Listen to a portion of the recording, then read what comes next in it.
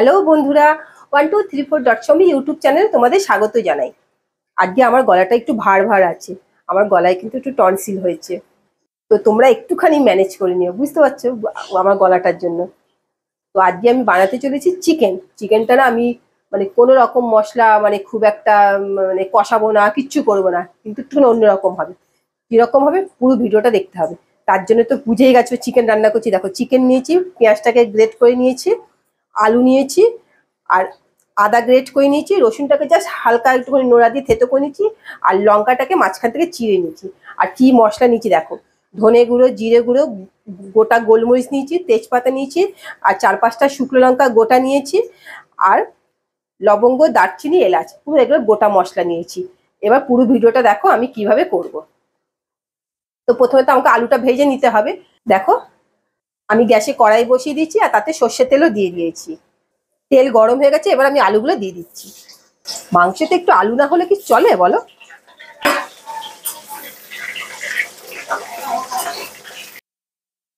একটু আলুতে নুন দিয়ে দিচ্ছি 1 চামচের মতো, তাহলে তাড়াতাড়ি করে কালারটা চলে আসবে,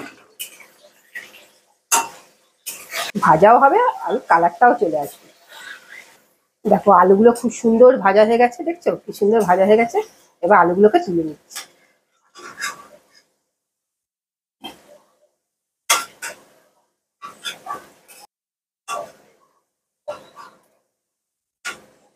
এইবার হচ্ছে আসল খেলা। এবার আমি সব পেঁয়াজগুলো দিয়ে দিচ্ছি, কোনো কষাকষি হবে না কিন্তু। মাংস দিয়ে দিচ্ছি, এই যে আদা রসুন আর যে কাঁচা লঙ্কা যে রেখেছিলাম সেটাও দিয়ে দিচ্ছি। দেখো এখানে তেজপাতা, ধনে গুঁড়ো, জিরে গুঁড়ো, গোলমরিচ, শুকনো লঙ্কা, দারচিনি, এলাচ আর লবঙ্গ, এইগুলোকে আমি সব দিয়ে দিচ্ছি। তো আমি এই তেজপাতাটাকে না একটুখানি মাঝখান থেকে চিড়ে দিলাম, নাহলে ছিটে আসবে। আর এই যে শুকনো লঙ্কাগুলোকেও এরকম করে হাত দিয়ে কুচু কুচু করে কেটে দাও, সব হাত দিয়ে এইভাবে করে দাও। আমি হাত দিয়ে হয়ে গেল। এই এগুলো সব দিয়েছি, লবঙ্গ, দারচিনি, এলাচ, গোলমরিচ, ধনে গুঁড়ো, জিরে গুঁড়ো সব একসাথে ধরে দিয়ে দিলাম। এই রান্নাটা না একটা আলাদাই স্বাদ লাগে জানো। এবার সব ধরে একসাথে করো। হলুদ 1 চামচি দিলাম, কারণ যেহেতু আমি লোহার কড়াইতে রান্না করি সেই জন্য আমাকে হলুদটা কম দিতে হয়, মানে একটা আয়রন বেরোয় তো। নুন স্বাদ অনুসারে দিচ্ছি। এবার সব দিয়ে একসাথে নাড়াচ্ছি। স্টিমটা কম রাখবে। তোমরা ভাবো যে আমি যখনই রান্না করি সব শর্টকাটে রান্না করি, তাই না? কোনো কষাকষি নেই, কিচ্ছু নেই। এই আবার রান্নাটা কেমন করে দেখো, এইভাবে রান্নাটা যা খেতে লাগে না কি বলবো। তুমি ভালো করে নাড়িয়ে চাড়িয়ে নিলাম, যাতে মশলাটা সব মাংসের গায়ে যাতে লেগে যায়। সব ভালো করে নাড়িয়ে চাড়িয়ে দিচ্ছি। এবার এদেরকে নিজেদের মধ্যে না খেলা করতে দাও, আমি একটু ঢাকা দিয়ে রেখে দিই, বুঝতে পারছো? স্টিম কিন্তু কম। দেখো এরা নিজেদের মধ্যে এটা খেলা করুক, ঠিক আছে? এবার একটু ঢাকনাটা সরিয়ে দেখি। দেখো কত জল বেরিয়েছে মাংস থেকে, দেখেছো? এখানে একটু মাংসতে জল থেকে দেখো কত জল বেরিয়েছে।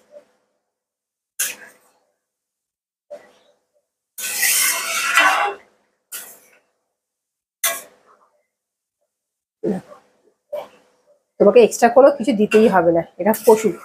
এই জল শুকিয়ে যাবে আর মাংস দেখবে নিজে থেকে একটা আলাদা রঙও এসে গেছে, গন্ধও এসে মানে কোনো করতে হবে না। আর একবার আমি ঢাকনাটা দিয়ে দিই।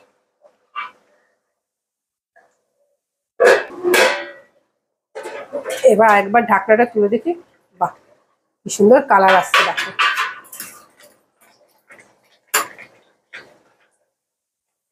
দেখছো? দেখো কি সুন্দর কালার এসছে। দেখো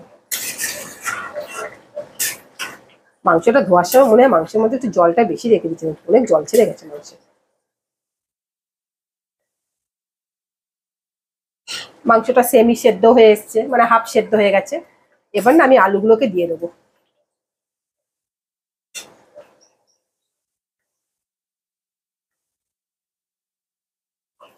সেই সরস্বতী পুজোর দিন ঘরে কুল নিয়ে এসেছিল, কুলগুলো খাওয়া হয়নি, কুলগুলো পেকে গেছে। এদিকে আমাকে বলছে তুমি একটাও কুল খাওনি, বলে আমাকে গজ গজ করছে। আচ্ছা কি করে খাবো, আমার টনসিল হয়েছে। এদিকে আমাকে বকছে তুমি কুল খাবে না, কুল খাবে না। এবার কুলগুলো পেকে গেছে, তুমি কেন কুল খাওনি, তুমি কেন কুল খাওনি। এদিকে খেতে না করছে, এদিকে বলছে তুমি কুল খাওনি কেন। তাহলে কাণ্ডটা বোঝো, মানে আগে গেলেও আমার দোষ, পিছনে গেলেও আমার দোষ, মানে আমি কোন দিকে যাব।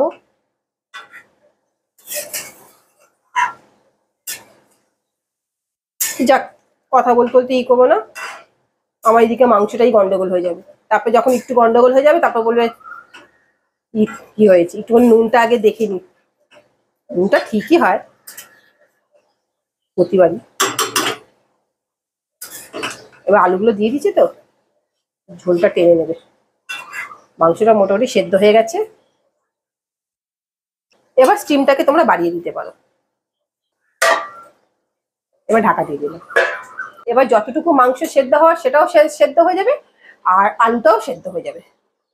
দেখো এবার ঢাকনাটা তুলে দেখছে, বাহ দেখো কি সুন্দর হয়েছে। এবার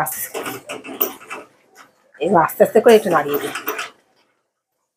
আমি যখনই মাংস রান্না করি না এইভাবে করি। আমাকে বুয়া বলে কি তুমি যত শর্টকাটে রান্না করো, তারপর আবার বলবে তোমার মাংস হেভি টেস্ট হয়েছে। আমি তখন বলি এই আমার মাংস হেভি টেস্ট হয়েছে কেন, এটা কি আমার মাংস নাকি, এটা তো মুরগির মাংস। আবার হাসবে তখন। কালার টালার গুলো দেখো, দেখছো, দেখো কালার দেখো কেমন হয়েছে কালার। আমি জানি তুমি আজকে অনেক ঘরে কাজ করেছো,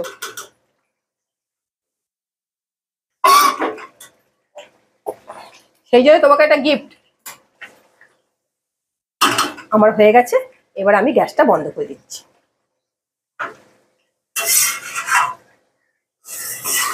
আমাকে বলছে এরকম মাংস খাওয়ার জন্য আমাকে এত ঘরে কাজ করার পর এই গিফট।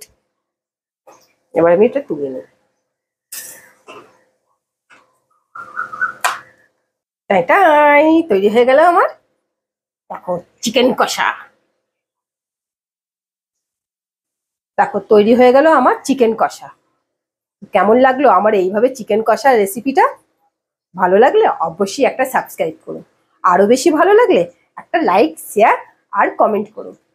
আমার কিন্তু ফেসবুকে একটা পেজ আছে সেম নামে 1234.somi নামে, তোমরা সেটাকে লাইক করো আর ফলো করো। তাহলে আজকের ভিডিও আমি এখানেই শেষ করছি। সুস্থ থেকো, ভালো থেকো, দেখা হচ্ছে পরবর্তী নতুন আরেকটা ভিডিওর সাথে। ধন্যবাদ।